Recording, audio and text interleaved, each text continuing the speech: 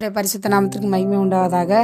தேவ பிள்ளைகளே, இந்த ராத்திரி வேளையில் தேவன் கொடுத்திருக்கிற வார்த்தையை கேட்பதற்கு முன்னாடி ஒரு சின்ன ஜெபம் பண்ணிக்கலாம்.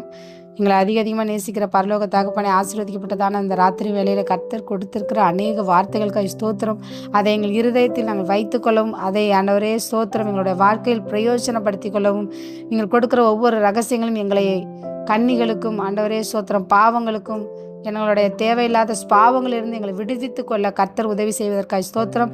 பரிசுத்த ஆவியானவர் எங்களை வழிநடத்துவதற்காக ஸ்தோத்திரம். இந்த ஜெபத்திலும் ஆரம்பம் முதல் முடிவு வரை தேவனுடைய வார்த்தைகள் வல்லமையாக எங்களிடத்தில் கிரியை செய்ய உதவி செய்யுங்க. ஆசீர்வாதம் பலப்படுத்துங்க. இயேசு நாம் ஜெபிக்கிறோம். ஜீவனும் நல்ல பிதாவே, ஆமென். தேவ பிள்ளைகளை, இன்றைய பொழுது தேவன் கொடுத்திருக்க வார்த்தை மத்தேயு எழுதின சுவிசேஷம் 9ஆம் அதிகாரம் 21ஆம் வசனம்.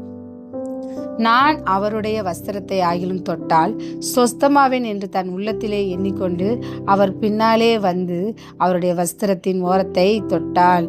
இந்த வார்த்தை அவளுக்கு சுகம் உண்டாகணுங்கிறதுனால 12 வருஷமா பெரும்பாடா பட்டுட்டு இருந்த ஸ்திரீ, பெரும்பாடுபட்டுள்ள ஸ்திரீ என்ன பண்ணுறாங்க, அவங்களோட இருதயத்தின் எண்ணம் என்னவா இருந்துச்சுன்னா ஏசப்பா மேலே இருந்த விசுவாசத்தை பலமாக காட்டுச்சு.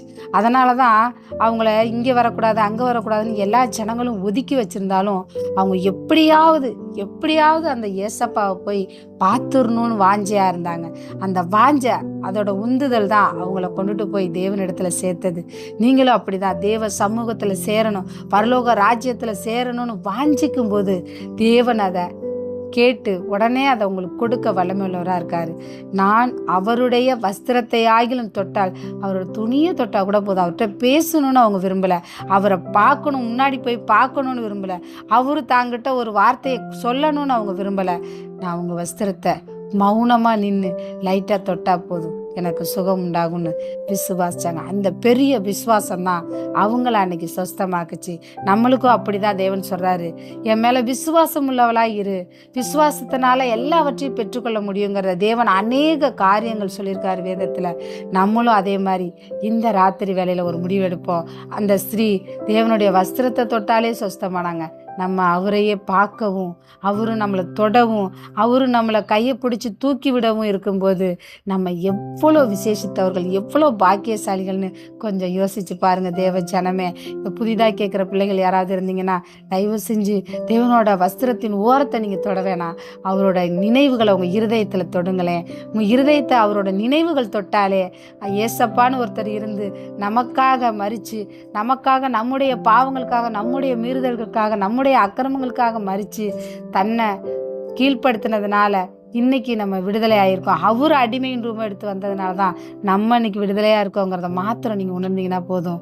உங்களையும் சுத்தமாக்க வல்லமை உள்ளவராக இருக்காரு. உங்களோட வாழ்க்கையில் எது உங்களுக்கு வியாதியாக இருக்குதோ, எது பாடாக இருக்குதோ, எது கஷ்டமாக இருக்கோ, எது போராட்டமாக இருக்கோ, அதுலேருந்து உங்களை விடுதலை பண்ணுறேன்னு சொல்கிறாரு. இதை கேட்டுக்கொண்டிருக்க பிள்ளை யாராவது பாடுகளோடு, துக்கங்களோடு, வருத்தங்களோடு, வீட்டில் எந்த ஆசீர்வாதமும் இல்லைங்கிற சூழ்நிலையில் இருக்கீங்கன்னா இந்த வார்த்தை உங்களுக்கு தான்.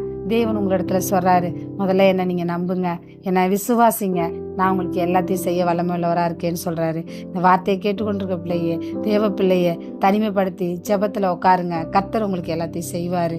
அடுத்ததா தன் உள்ளத்தில் எண்ணிக்கொண்டா, அவன் முதலாவது என்ன செய்யறான்னு பாருங்க. தேவனோட வஸ்திரத்தை ஆகிலும் தொற்றணும்னு நினைக்கிறாங்க. அந்த எண்ணம் உள்ளத்துல அவங்களுக்கு இருந்துகிட்டே இருக்கு. அதுக்காக அவங்க நினைச்சதோட விட்டுறல, அவர் பின்னாலே வந்து அவரோட வஸ்திரத்தை அவ்வளோ கூட்டத்துலேயும் அவ்வளோ இடைஞ்சல்லையும் அவங்க போய் என்ன பண்ணாங்க, அதை தொட்டாங்க. அந்த ரிஸ்க் எடுக்கணுங்க. நீங்கள் தேவனை வெறும் வார்த்தையினால கூப்பிடாம இருங்க. ஏன்னா தேவன் வசனத்தில் சொல்லியிருக்காரு, இவங்க நாவினால என்னை கூப்பிடுறாங்க, அவனா அவங்க இருதயமும் தூரமாக இருக்குன்னு சொல்கிற மாதிரி நம்ம நடந்துக்கூடாது. தேவனோட நினைவுகளை இருதயத்தில் சுமப்பது மாத்திரம் இல்லை, அதுக்காக ஏதாவது பிரயாசப்படுங்க. என்னன்னா அவரை பின்னாலே வந்து எப்படி அவங்க நான் சொஸ்தமாகணும்னு நினைக்கிறேன், அவரோட வஸ்திரத்தை ஓரத்தை தொட்டா கூட நான் சொஸ்தமாயிருவேன்னு நம்புறேன், ஆனா அவர் பின்னால நான் போகணும், அவரோட வஸ்திரத்தை தொடறதுக்கு எவ்வளவு கூட்டம் இருந்தாலும் சரி, எவ்வளவு பேர் இருந்தாலும் சரி தொட்டே தீர்வேன்னு அவங்க உறுதியா நின்னதுனால கர்த்தர் அவங்கள என்ன பண்ணாரு, சொஸ்தமாக்குறாரு. இந்த ராத்திரி வேலையில உங்களிடத்துல தேவன் சொல்லுவாதான், என்ன பின்தொடர்ந்து வாங்க, தேவனை பின்தொடருங்க, அவரை ஜெபிங்க, அவர்கிட்ட ஆண்டவரோட வார்த்தையை கேளுங்க, ஆராதனை செய்யுங்க, வேதத்தை வாசிங்க. இதெல்லாம் அவரை பின்தொடர்றதுக்கு சமம். இருதயத்தில் நினைச்சா மட்டும் போதாது. தேவனே என் பாடுகளை போக்குங்க, என் கஷ்டங்களை போக்குங்க, எனக்கு இருக்கிற கட்டுகளை நீக்கி போடுங்கன்னு வேண்டுறதுனால மட்டும் அவர் நமக்கு சுஸ்தத்தை கொடுக்க மாட்டாரு. அவரை பின்னால ஃபாலோ பண்ணணும். எதுக்குன்னா அவரோட பாதை தான் நம்மளோட பாதை. ஏன்னா நம்மளோட நினைவுகள் அவரோட நினைவுகள் அல்ல, நம்மளுடைய வழிகள் அவருடைய வழிகள் இல்லை. அதை உணர்ந்தோம்னா அவரோட பாதைச்சுவடில் நம்ம நடக்கும்போது நம்மளோட வாழ்க்கை இன்னும் பிரகாசமாக இருக்கும். நம்ம இன்னும் எல்லா விஷயத்திலிருந்து விடுதலை ஆக்கப்படுவோம். அவருடைய வஸ்திரத்தின் ஓரத்தை அதுக்கப்புறம் தான் நம்ம தொட முடியும். வஸ்திரத்தின் ஓரத்தை அந்த ஸ்திரீயால் அதுக்கப்புறம் தான் தொட முடிச்சு. 2 காரியம் அந்த பொண்ணு செஞ்சா. ஒன்று, மனசில் நினச்சா அவரோட வஸ்திரத்தை தொட்டா போதும் நம்ம சுஸ்தமாயிரோன்னு.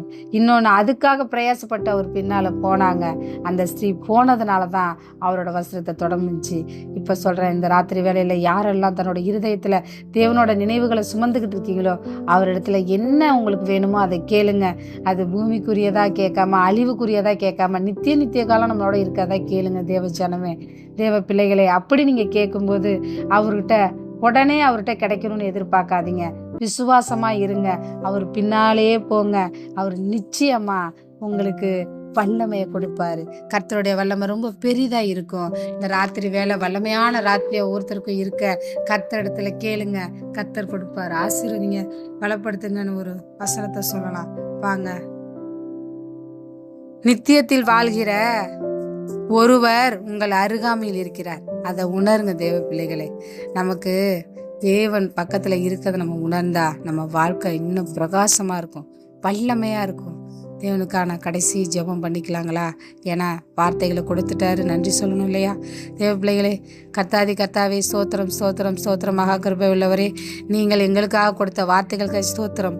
அந்த ஸ்திரீயை போல பெரும்பாடுள்ள ஸ்திரீ 12 வருஷமாய் தன்னோட கஷ்டத்தை இருந்தாலும் கடைசி நிமிஷம் வரைக்கும் விசுவாசத்தை விடாமல் உங்களை பார்த்து தொடணும்னு அவங்க இருதயத்தில் நினச்சதுனாலையும் அதுக்கப்புறம் அவங்கள பின்தொடர்ந்தனாலையும் அவங்க சுஸ்தமானது போல நாங்களும் எங்களுக்கு நடுவில் இருக்கிற அந்த நித்திய காலமான தெய்வம், நித்திய காலத்தை கொடுக்க வல்லமை உள்ள தெய்வத்தை நம்பி அந்த பரிசுத்தத்தை எங்களை ஒப்பு கொடுக்குறோம். இந்த ராத்திரி வேளையில் கர்த்தர் தாமே ஒவ்வொருவரையும் வல்லமையாக பயன்படுத்துங்க, ஆசீர்வதிங்க, பலப்படுத்துங்க. இயேசுவின் நாமத்தில் ஜெபிக்கிறோம் எங்கள் ஜீவனும் நல்ல பிதாவே. ஆமேன் ஆமேன் ஆமேன். தேவ பிள்ளைகளை மீண்டும் சந்திப்போம். God bless you.